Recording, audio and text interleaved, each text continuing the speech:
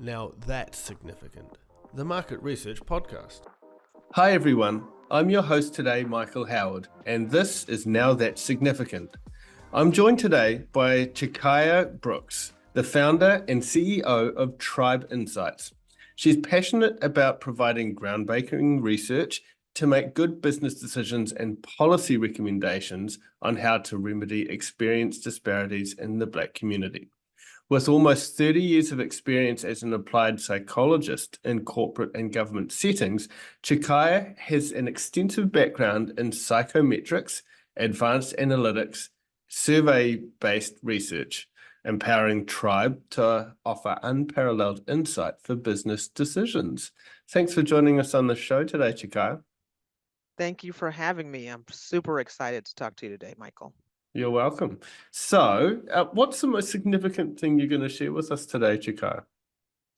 Out of all the things that I love to talk about, one of the ones that I like talking about most is talent, skilling, and the activities that we all spend most of our waking hours with, the world of work.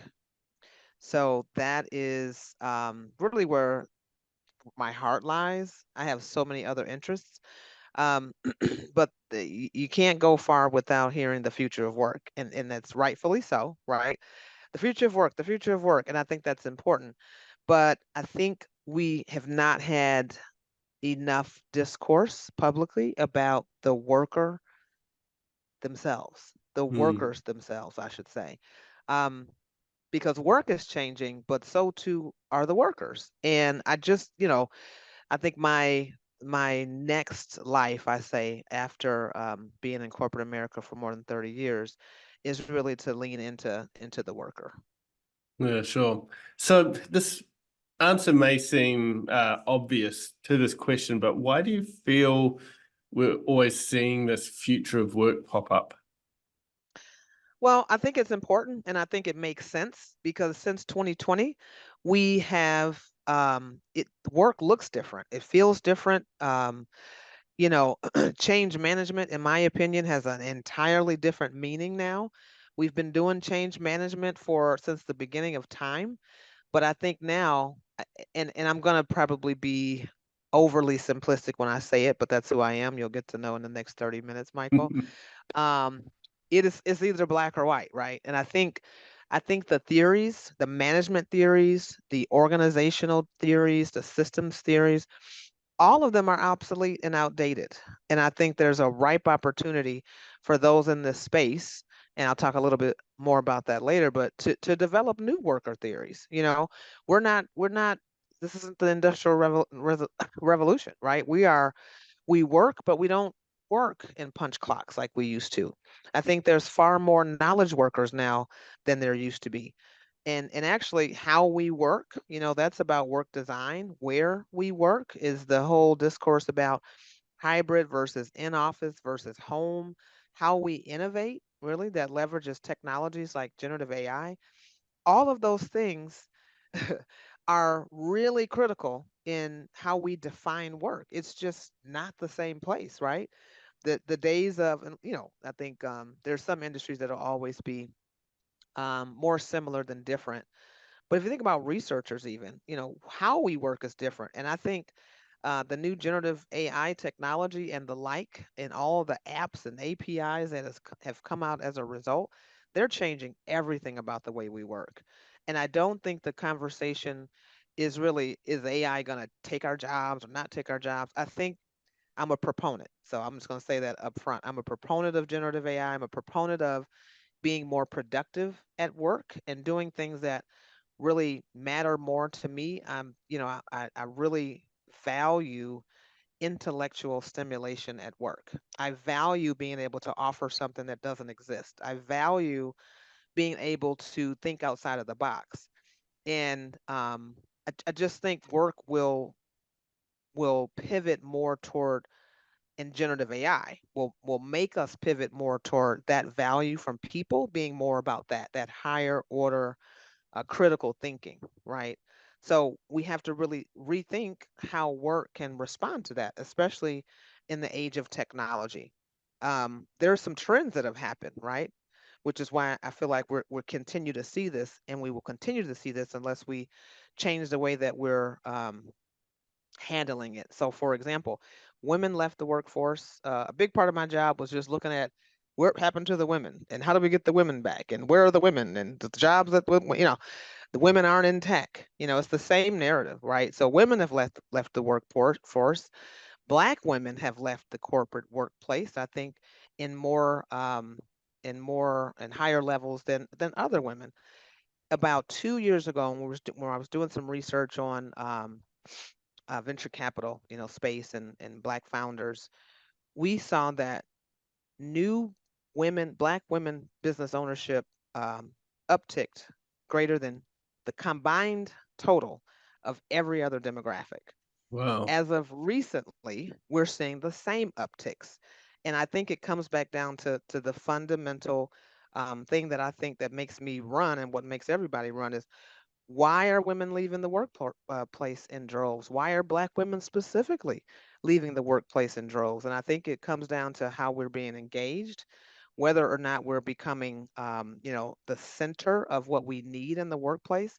Is hard work, and I get it. It's not easy, but how you motivate me may be different than another, person, woman or not. How you cater to my needs coming from my own experience is different, and it's hard work. And so that's why I go back to what motivates us as workers. All of that has to be reconsidered now, even in 2024 versus from 2020 even. And we know Mm. that's very different in 2020 than it was before the pandemic. No, for sure.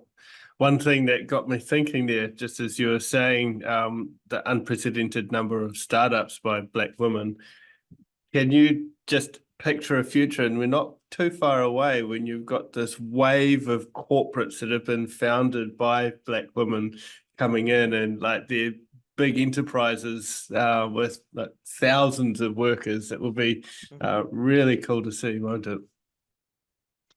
I think it would be phenomenal to see. But what I think, um, I think that when you look at where your talent is going to come from,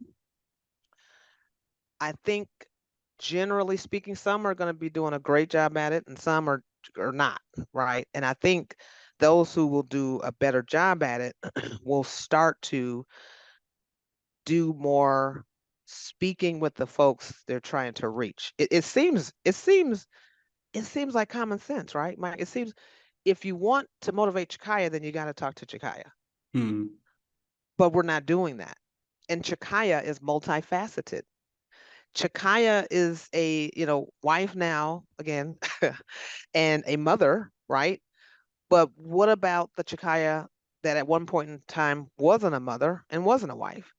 Just having a clear pulse on what I need at the various stages of who I am and when I need it at work. It's different. What I need today is different than I needed 8 months ago when I was working in corporate America, right? Hmm. So I think the way that we engage people, whether no matter who they are, has to be it has to begin with centering the worker. And I think one thing that we've learned after the pandemic and after the social, kind of justice and you know macro environment, we've learned that having access to people is going to depend on meeting the people where they are. I think one of the things that us as a research industry miss is that and not even just the research industry, but I think we drive everything. I may be um, too optimistic about our value, but as a researcher and as an insights professional, I think we drive everything. We drive business decisions based on what people say, but what people think. We learn how to tease apart what people say and think from what they actually do. And so I think as a research professional, our value is understanding what those trends are. Why are Black women leaving the workplace? There's a double-edged sword to that. If you have less women working in your company, you have less control over how they're delivering the work that you need from them as a contractor or as a strategic partner. And so if you don't want to provide the environment that allows them to excel and thrive in your company, now you're going to learn how to work with them as they excel and thrive in their own company, which you have far less control over. Mm. And no employer should really be aiming for control. But the truth of the matter is, people leave work for control over their time, control over how they spend it, control over where they spend it. Um, and I think sometimes you sacrifice, some level of compensation that feels steady for a more steady level of being. Mm. And then the Yeah, quality of that time as well. The time that they critical. do give will be a lot higher when they're more valued as well. Absolutely. So you actually touched on it in that last answer there, but is there anything that makes you feel why future of work may be different for market researchers as opposed to other lines of work? Yeah, and I did touch on it, and apologies because when I No, get to no, talking, it's hard to no, stop me. Everybody knows that absolutely. about me. So I think as researchers, we're really responsible for curating new information, right? And supporting business decisions in every industry. So we've got to be on top of the trends that affect work, in my opinion, more than anyone else. So if you're in my area, my background is in industrial and organizational psychology, but I've worked in, sheer market research. I've worked in, org development. I've worked in, more the leadership space. So, and researching all those areas, I think as researchers, we have to be the ones to put the structure and the framework for how we learn. How do we investigate people's behavior? How do we investigate what matters to people, the motivation and incentive systems, not just as, workers, but also as folks who are taking our surveys that we base a lot of the workforce theories on. And it's like I said, it's really relevant for researchers that are in the IO fields or in the organizational behavior or development fields. But everyone touches the world of work. And I think, and that's kind of one of the reasons I wanted to go into IO psych. Everyone's working. And if you're not working, you're doing something with your time that motivates you to do something, right? I think that we're seeing a lot more people in the pandemic that decided to leave the workplace. Some of them came back, some of them different.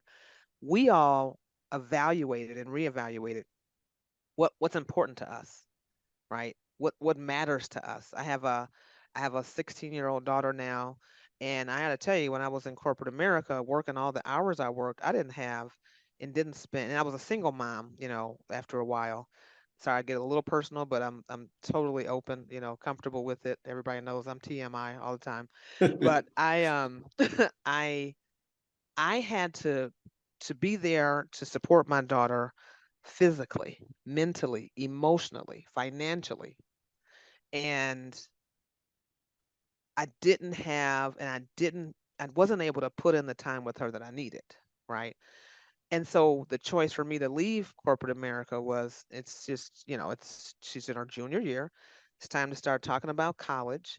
Um, I may need to go out and get her to a college readiness program. I may need to go take her to an ACT prep or whatever they're doing these days. Some of them aren't even doing testing, but the point is, the flexibility that I need in my life right now today may not have been afforded to me in a 9 to 5, right? Which was never a 9 to 5. It was more like a 9 to 10. So for me, I always knew and was excited about the work that I do affects everybody. And now it's more on and everybody deserves a day where they can wake up and say, I love my job. I love going to work. And it's just really, it saddens me to understand and to know that not many people do that. Not many people are excited to get up. That's a shame. And, and, Mm, and I feel really strongly about it, Michael. I think if we're going to spend 8 to 10 to 12 hours a day doing something, it shouldn't be like pulling teeth or pulling hairs. We should be excited to go. And so what I loved about what I do is understanding what that looks like. And if we can understand more what that looks like, we can educate our leaders in companies today to do those things. But it comes back to the fundamental problem is we don't ask the people who we're trying to do those things for. So they do it based on their purview, their experience, their trajectory, their journey and not on the journeys of folks who may not have had that same path. Mm. That's the tragedy. And I guess understanding the consumer impact that you have as an organization, as an employee, what impact you're having on consumers, that can definitely help as well. So if you can see how your company at least makes an impact, even though you may have a really small part or big part in that company, that can definitely help motivate as well. And how do you find out what motivates or what impact you have as an organization? I guess market research is a big one there, isn't it? Huge one. It's a huge Mm. one. We decide who we sample. We decide who we talk to. We decide the balance of the folks that we're going to be talking to. We decide whether or not we're going to talk to mostly leaders or, knowledge workers. But I think a lot of us over the years, we forget about those that aren't leaders and aren't knowledge workers. We're forgetting about the frontline workers. We're forgetting about the Walmart greeters. We're forgetting about, the baggers. I've never done a study where we talk to the baggers. And I've been doing this for 30 years. So it's kind of like we're forgetting some segments of the population that were in the last 3 years the most impacted by COVID, most Mm. impacted by the social justice environment. Yet they are not a part of our regular go-to audience of people. Um, when we're talking about the average knowledge worker. And that's a tragedy, right? How you motivate me as an American is different than how you motivate me as a woman, which is different than how you motivate me as a Black woman with a kid. And I Mm. think we take these large buckets of people and assume that everyone likes the same things if they all look alike. And so I think researchers are critical when it comes to making sure that those that we're, creating insights to make good business decisions, we have to be knowledgeable about how important it is to look at individual differences because Yeah. individual differences drive everything, right? And we just have to be more in tune with that. As researchers, it's critical. I think we're the ones who really drive it. No, so I mean, we obviously need to, in our research, go out and have representative sample, so across Hmm. the whole population. But then if we're going to be combining that with synthetic data as well, we're going to need to have representatively trained AI systems as well. Yes. And both of those two things there are difficult to implement, but shouldn't stop us from setting out to achieve. I agree, Michael, and that is exactly what stops us a lot of the times. Oh, we don't have enough money to do the right sampling. We don't have enough money to talk to that population. And I feel like you either going to pay for it now or you're going to pay for it later and not being prepared to deal with the samples that aren't just sitting resident waiting for you to talk to them or not even in your panels or groups at all. Hmm. And I just think that we as an industry should take more care into how we and I've been doing a lot of networking lately as well, striking out on my own. And I think there's a lot of really bright progressive companies that focus on that as a niche audience. But as far as writ large, as researchers, it's not as much as it should be. Hmm. Well, you'd expect there to be some level of collaboration then between those niches to be able to pitch together and fill up the gaps that are missing in some of those larger sample providers. Yeah, I do. I think so. And I think any conversations around collaboration, especially as more people strike out and start on their own, is critical. I mean, it was one of the hard lessons for me. I would run around trying to do everything, and it burned me out. I can't do it all. And I think the more we realize I have a talent, but small business A focused on sample X has a talent. And the more that we collaborate and really make sure that there's coverage with the whole population of people that we should be talking to make business decisions, the better off we'll be. We learn from one another and we can leverage each other's insights to create new insights, new intellectual um, fodder for discussion much Hmm. faster and much more informed. No, sure. So we hear a lot about from people how they just fell into research.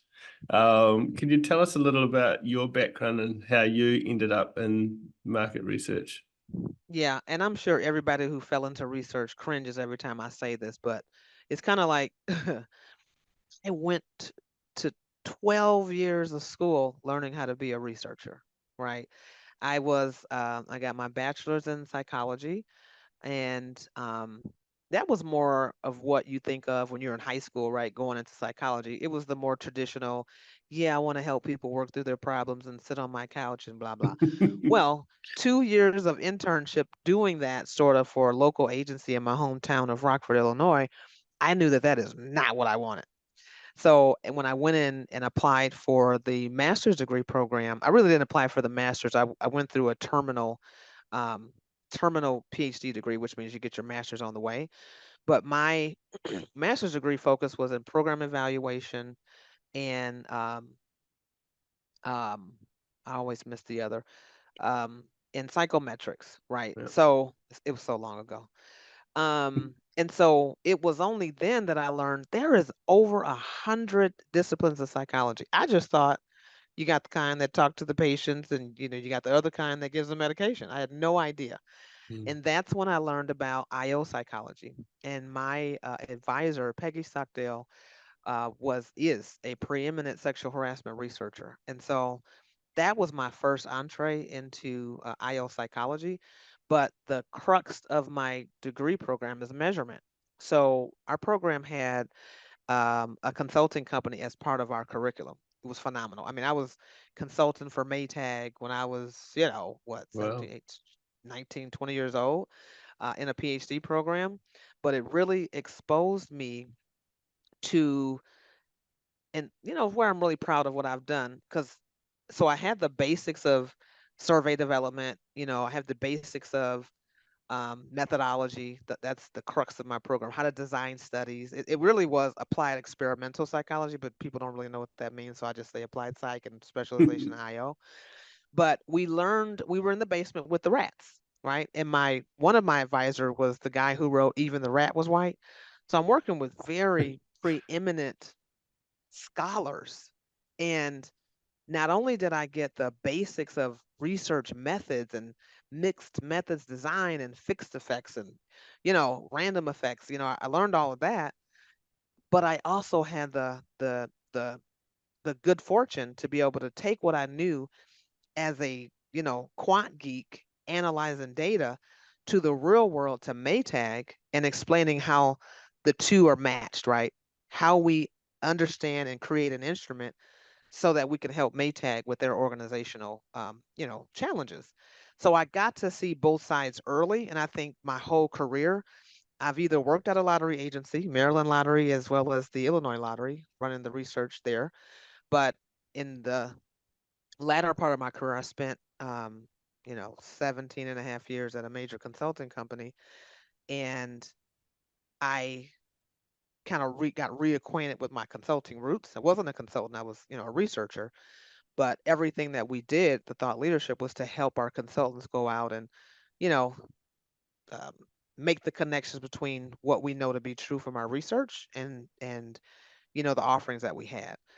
So when people say they fell into research, I'm thinking, well, man, I had to go to 12 years and learn fixed effects models and structural equation modeling and the formula for testing two correlations for one another, and you just got a week of trying. It's like and it's not to belittle anyone. It's more so there is so much more to what we do than just what you may see on the surface. There's so much more to survey development.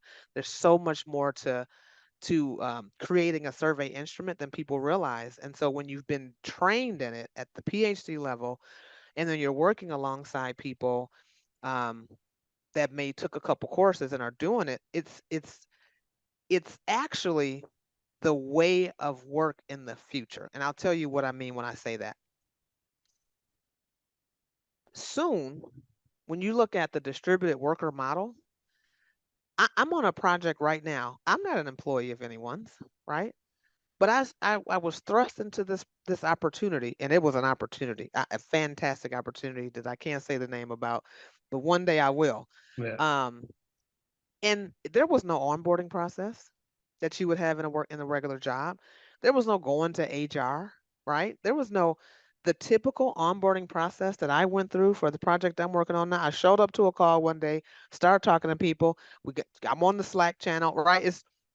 That's we need to be prepared for that future, because Mm. as more people are are working outside of the corporate space, the more that we need models that help to create a culture that's made in a day.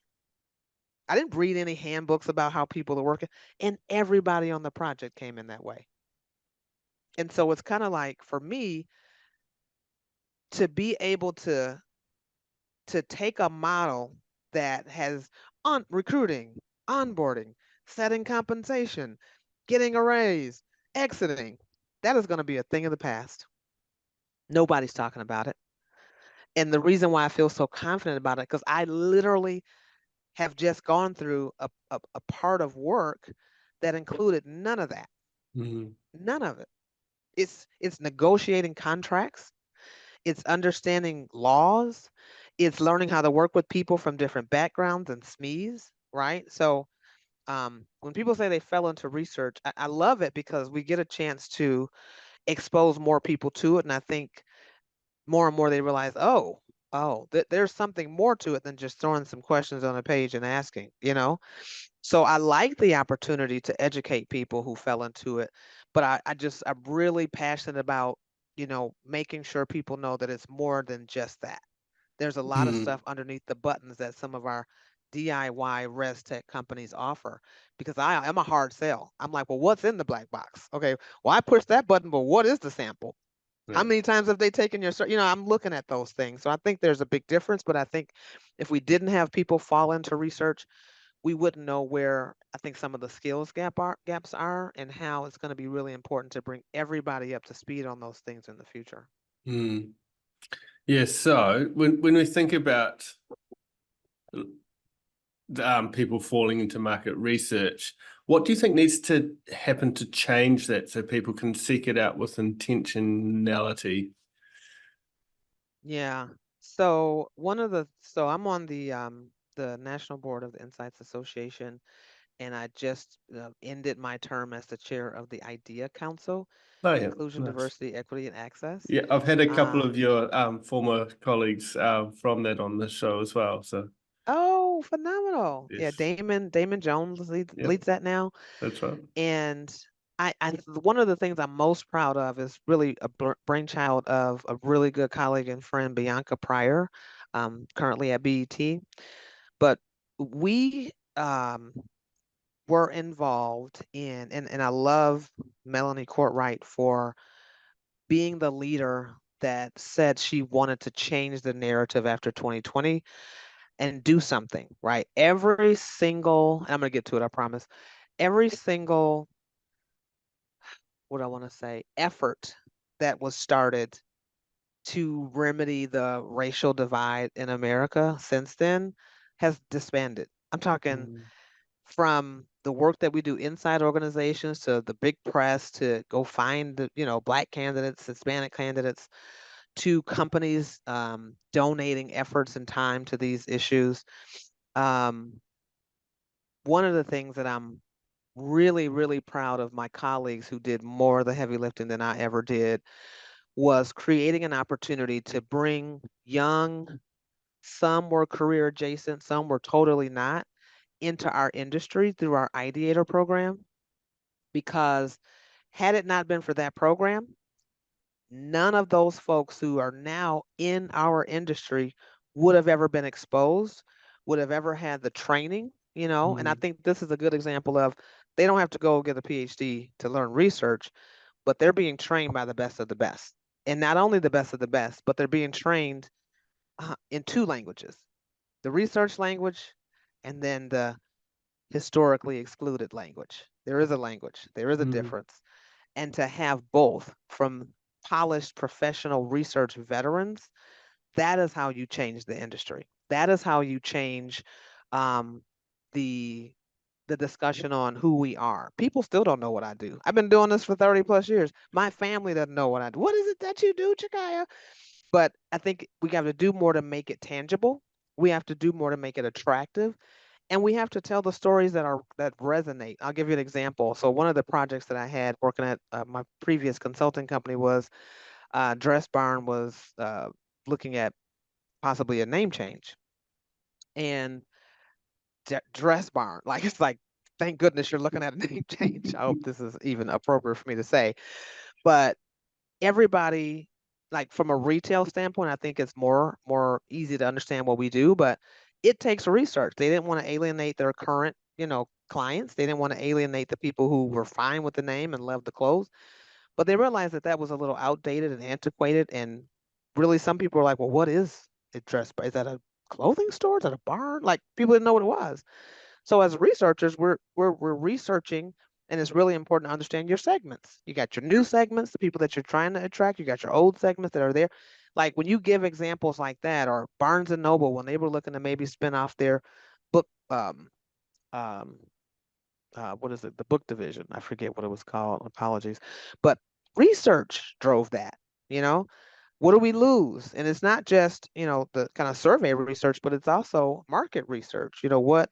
What is it that is at jeopardy from their business model, things like that. And so when you make it tangible, when I used to run our products research team, when you make it tangible for consumer based industries, it gets easier.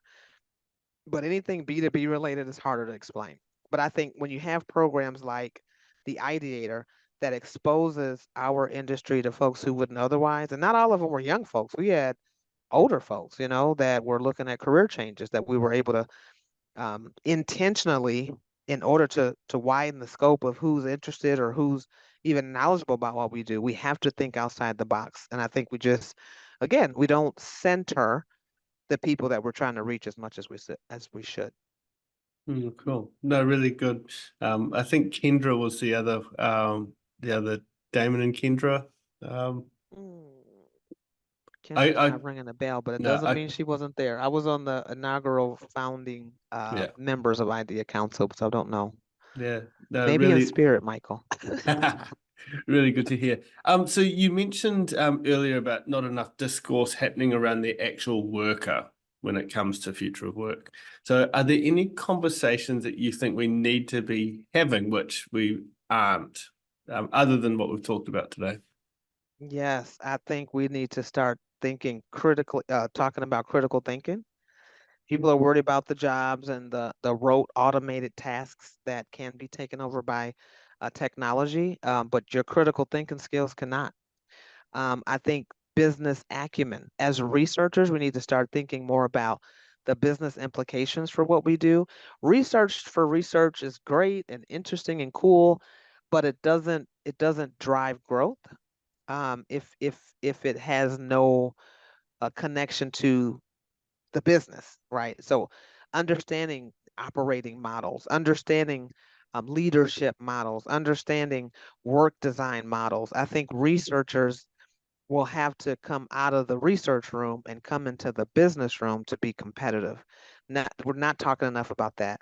We're talking a whole lot about generative AI, but we're not talking about how it can help us not only as researchers but as humans. I use it for everything I do, just about. And the relevance of that and the limitations of that. I think we have to do more to educate each other about how that plays a role in what we do every day. Um, we're talking about reskilling and upskilling, but I think it's a very, 1,000-foot level when we're not talking about um, adjacent fields. And I'll tell you, the project that I'm working on is I can't say the name, but it is going to touch so many people, and everyone there isn't necessarily the expert. Everyone there is tech adjacent in their learning. Not everyone, some of us, right? And it's going to take us to step out of a role and step into a purpose. Mm. And when I say that, I mean, we've got to start talking more about the kinds of things that need to happen to make industry go versus a role that I sit in a business environment. And it's kind of, I know it's probably not as clear, as not as articulate as I'd like to be on that, but at the end of the day, we have to lean in more than ever before on the motivations for why people want to work, the motivations for this term in my field is called like discretionary effort.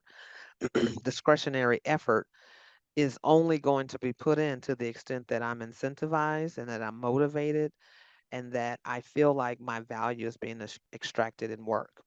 So just if I had one word, we have to be more worker centric.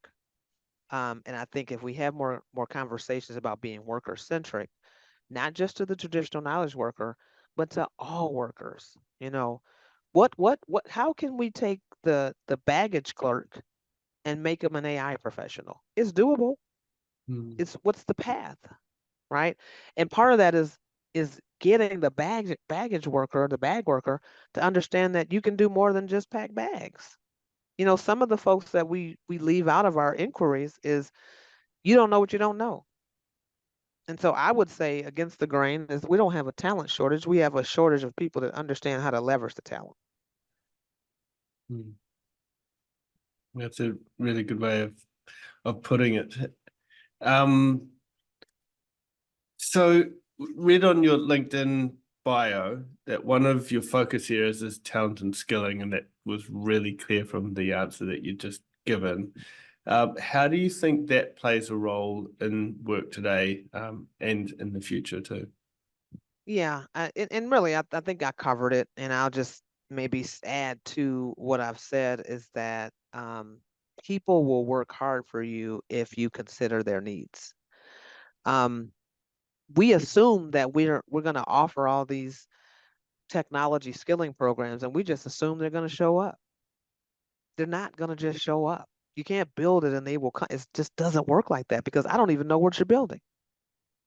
I've done some research in the past that said without women, we cannot bridge the talent gap in technology. We can't. It's not enough men, right? So so understanding what is going to motivate a woman, and I'm pulling back from research I did long ago with just a talented team of colleagues for girls who code. We learned that if you don't catch girls in fifth and sixth grade, you won't have a pipeline of women to get into technology postgraduate. Mm. You have to reach them early. The conversations have to happen early. And even if you reach them early, if certain supports aren't put into place at the high school or college level, they will drop out because the further up you go in technology, the less and less women you're going to see. And it's so this is one of the times that I was so proud to be a researcher. I love what I do. I love research. I eat, sleep research. I volunteer research. It's so critical to life, in my opinion. At one point, it did define me, and in the last couple of years, I realized I'm more to it than that. I like to skate too. I like to, you know what I mean? I like to Nice. do other things. I like to play tennis, but when we can really get into what makes people move, what makes someone want to do a thing, human behavior. That's why I went into this field too. Why, when you can understand what makes people want to do what they do, um, and understand what they're missing, right? And understand the the things that they could be doing that they were never exposed to, like young girls in technology, young girls in STEM fields. When there's no one else around for me to talk to, it's harder for me to understand what my possibilities are. And so I think the focus on talent and skilling for me is one, it was monetarily. I'm not ashamed to say it. My advisor said, Chicaya, this area is probably one of the more lucrative. You'll be able to write your ticket. I'll never forget her saying that. Back when I started, there wasn't a lot of Black people in the field, let alone Black women. And so now there's there's groups upon groups upon groups who kind of, have focused on the area that I'm focused in. But I think for me, talent is getting the most out of people, um, so that they can bring their best to work. And I think we've done such a horrible job at that. Um, and we haven't gotten it right. And that's why you see the turmoil and the lack of stability in work, and the lack of leadership understanding how important it is to really tap into that. I mean, otherwise we're all going to be the next blockbuster if we don't get it. And it's just astounding how many leaders don't haven't gotten that yet. Mm. Yeah, I mean, what's really come clear in this is that your love for psychology, and that having that as a background has been really influential in your market research work. Are there any tips or courses or anything you'd recommend for researchers that don't necessarily have that academic side of things, to get in, to lean into, or to check out in order to strengthen their offering? Yeah, I can't point to a specific program. I'm sure people will kill me. I can't point to a specific program, but what I will say is continuous learning. Hmm. Um, Continuous learning. I mean, I just took a course with MIT on the implications of generative AI, right, for digital transformation. If that's an area that I want to lean into, I need to learn about it. I need to talk about it. I need to read about it. I need to join organizations that are focused on that. I just recently joined Black Women in AI, and this the tremendous level of resources that I've received already. You can do and be whatever you want. I always say that, right? I'm Hmm. truly believe that. Even in the book that I wrote called "Motivated by Passion, Held Back by Fear," with my colleague Sheila Downer, it's really about going after what really makes you tick.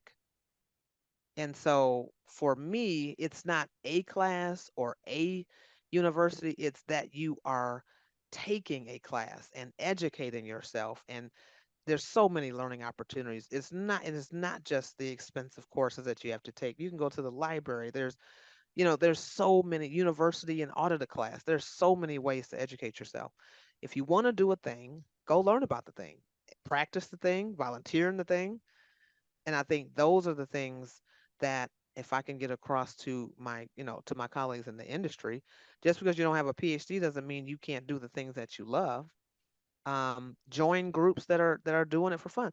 There's organizations, nonprofits that you can go and practice something that you love and help a small business, mentor a small business, mentor a young person, or a younger person in the industry. There are so many ways to hone your skills and to share your talents, especially if you're passionate about it.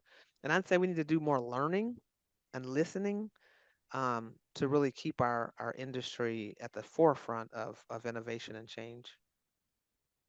No, that's all been really interesting. So, I think we've covered so much ground today. I Yeah. guess I don't know how to sum it up. But did you have anything else you wanted to add just before we do close? No, I feel like I've been talking you to death, and I think I think you thank you for pulling out some of the things that I am passionate about to share with you and your listeners. I just think I'm a continuous learner, and I think that's what has made me um, competitive in the areas that I'm in, which has made me continue to seek out ways to be a better person for those that come behind me. And I enjoy it. I enjoy every day. I enjoy everything I do every day. No, it's really good, and I think just focusing on the human, the person, the individual, Hmm. um, in the future of work is going to be vital. Like the CX movement has come in, thankfully, and Hmm. really put a spotlight on people, on customers, etc. Um, Definitely overdue in the researcher employee perspective. So, Hmm. ensuring that our employees are the focus of our organizations, and then they too can Hmm. go on and pass that on to their customers, etc. Like the discretionary effort that you talked about as well. But once they know that Hmm. they're valued, and they can bring their whole selves to work, etc., then that can all flow through into the work and the impact that they can do in their communities. So Yes. thank Yep. you so much for the discussion today. Thank you, Michael. Thanks for having me. I appreciate it. You're welcome. And for those of you who have listened, if you have liked what you've heard today, please feel free to share the podcast with someone else that you may feel inspired by what Tchicaya has shared with us. Feel free to subscribe to the podcast as well, and also leave a review. We'd be very grateful for any assistance you could give there. Until next time, thanks for listening to Now That's Significant.